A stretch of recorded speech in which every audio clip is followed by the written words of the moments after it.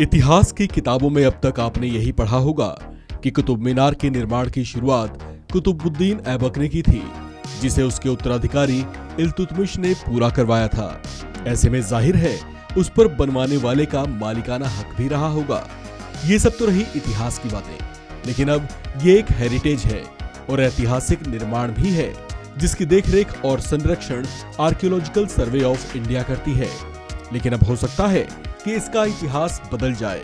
चौंकिए मत, दरअसल इसके मालिकाना हक को लेकर दिल्ली के साकेत कोर्ट में एक याचिका दाखिल की गई है और इस याचिका को दाखिल करने वाले हैं कुंवर महेंद्र ध्वज प्रसाद, जिस पर कोर्ट सुनवाई करने को भी तैयार हो गई है।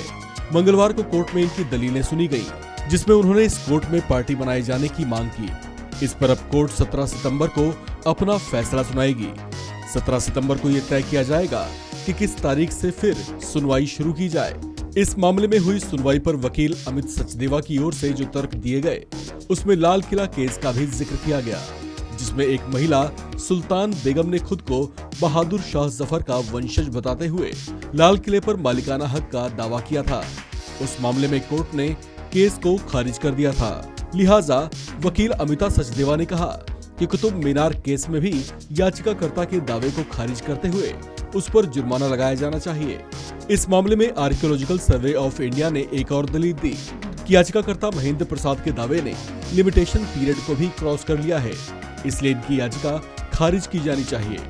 एएसआई के वकील ने कहा कि कुंवर महेंद्र ध्वज प्रसाद सिंह के पास दावे को साबित करने की कोई दलील कोर्ट में पेश नहीं की है। वहीं इस मामले में याचिकाकर्ता कुंवर महेंद्र ध्वज प्रसाद सिंह के वकील ने कहा कि वे इस मामले में पार्टी बनना चाहते हैं और कुछ नहीं चाहते। इस पर कोर्ट ने पूछा कि क्या बेंच उन्हें पार्टी बनाए बिना पूजा के अधिकार की मांग वाली याचिका पर फैसला सुना सकती है, जिस पर याचिकाकर्ता के वकील ने कहा कि एएसआई ने अपने जवाब में ये नहीं बताया कि उन्होंने कैसे इस संपत्ति को अपने कब्जे में लिया।